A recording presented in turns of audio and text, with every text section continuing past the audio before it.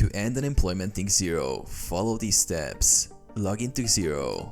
Open Xero and log in with your credentials. Navigate to Payroll. From the dashboard, go to Payroll Employees. Select the employee. Find and select the employee whose employment you wish to end. You can use the search bar or scroll through the list.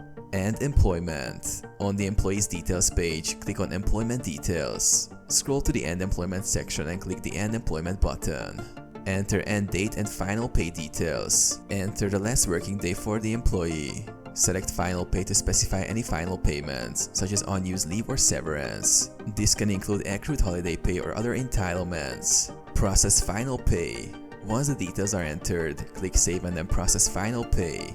This will automatically calculate the final pay amount, including any leave accruals and deductions. Submit with STP. After processing, file the employee's final pay using STP to notify the Australian Tax Office.